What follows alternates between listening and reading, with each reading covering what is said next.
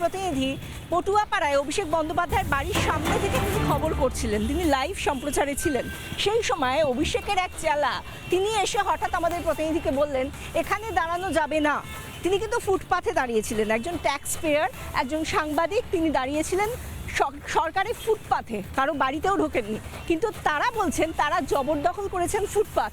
অভিষেক এবার তাহলে সব কিছু জবরদখল করার পর সরকারি ফুটপাথও জবরদখল করলেন।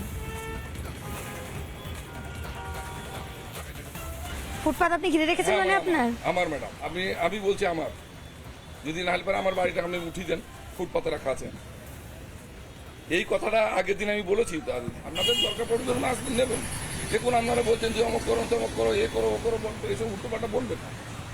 সাংসদের না, আমি বলবো কেন কথা বলবো না, আমি বলবো কেন না, না আমি বলবো কেন না, তাহলে আপনি বলুন, আপনি ক্যামেরায় বলুন যে ফুটপাথ যখন আপনি দখল করেছেন তাহলে ফুটপাথ আপনার। আমি কেন যাবো? আপনি আসুন, ওইখানে আসুন। আপনি তো আমাকে এইমাত্র বললেন আমি এখানেই দাঁড়াবো, এটা তো ফুটপাথ। আবার আর বলবেন না, একদম বললাম ম্যাডাম। তাহলে বলুন, আপনারা এখানে স্টিকার্স করে দেবো ম্যাডাম, ঠিক আছে? আপনি তো বলছিলেন যে ফুটপাথটা আপনি দখল করেছেন মানে ফুটপাথ আপনার। 100 বার, ঠিক আছে? না আমি বলবো না তো আপনাকে। তাহলে আপনি কি বলতে চাইছেন? আমি এইখানে আসবেন না, আপনারা বাইরে থেকে নেন, জানাবেন, এখন নেবেন না আপনারা এখানে। কিন্তু আমি যদি এখানে দাঁড়াই তাহলে সমস্যাটা কোথায়? না আমি সমস্যা আছে বলি তো আপনাকে বলছি। কি সমস্যা সেটা জানেন? তা আমি আপনাকে বলবো কেন আমার সমস্যা? আমি বলছি আমার সমস্যা জি ওই আমি তো এখানে দাঁড়িয়ে লাইভ ম্যাডাম, আপনি চাকরি করেন, আমিও চাকরি করি তো। আমার রুজি রুটি আমার ছেলেটা বেঁচে থাকবে তো খেয়ে। আইনটা বলবেন না এটা ফুটপাথ, একবারে বলবেন না ফুটপাথ। তাহলে এটা কি? এটা কিছু না, আমার জায়গা আমি অধিগ্রহণ করে রেখেছি আমার। যখন যেদিন ফুটপাথ হবে সেদিন আপনারা আসবেন, ওইখানে যান, ওইগুলো ফুটপাথ আছে। কারণ আপনাদের সঙ্গে আমরা কোঅপারেট করি, আর আপনারা যদি আমাদের সঙ্গে কোঅপারেট না করেন তাহলে এসব হবে তাহলে কি করবেন আপনি? না। কি করবো সেটা আমি বলবো না তো আপনাকে, কি করবো আমি কি করবো আপনাকে বলবো কি? আমি 20 তেল খেয়ে মরবো। তো এই মুহূর্তে কিন্তু অভিষেক বন্দ্যোপাধ্যায়ের বাড়ির সামনের যে অংশ, সেই অংশ এটা কার বাড়ি? এটা কার বাড়ির জন্য বলছি না, আমি তো পাবলিক পাবলিক। আমি অভিষেক বন্দ্যোপাধ্যায়ের নাম নিচ্ছেন কেন?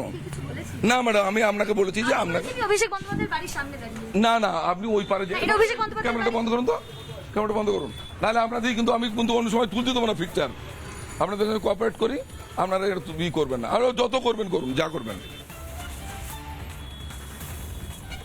আমরা যেটা দেখালাম যে কিভাবে মানুষ যারা অভিষেক বন্দ্যোপাধ্যায়ের কাছের মানুষ, তারা নিজেদের বসকে তারা কোনো রকমভাবে তাকে যাতে না রেগে যেতে হয় সেই জন্য আমাদের রিপাবলিক বাংলা যখন খবর করছে, আমাদের প্রতিনিধি যখন খবর করছে, তখন তাকে বাধা দেওয়া হচ্ছে। কোন জায়গায় বাধা দেওয়া হচ্ছে? যেখানে সরকারি ফুটপাথ, সরকারের প্রপার্টি, সরকার এবং ট্যাক্স পেয়ারদের প্রপার্টি। আমাদের রাইট রয়েছে, অধিকার রয়েছে, আমরা যে কোনো ফুটপাথে গিয়ে দাঁড়াতে পারি, খবর করতে পারি। তার জন্য আমাদের কোনো তৃণমূলের নেতা হোমরা চোমরা তাদের পারমিশন বা অনুমতি নেওয়ার প্রয়োজন হয় না। কিন্তু এই ভদ্রলোক যিনি বলছেন আমাদের প্রতিনিধিকে যে এখানে করবেন না, এখানে দাঁড়াবেন না, এটা আমি অধিগ্রহণ করেছি, এই রকমভাবেই বলছে এই ব্যক্তি যে সে নাকি অধিগ্রহণ করেছে। এই এত বড় সাহস এখনো পর্যন্ত পাচ্ছে এই অভিষেক অর্থাৎ ভাইপোর হোমরা চোমরা যারা অনুগত তারা।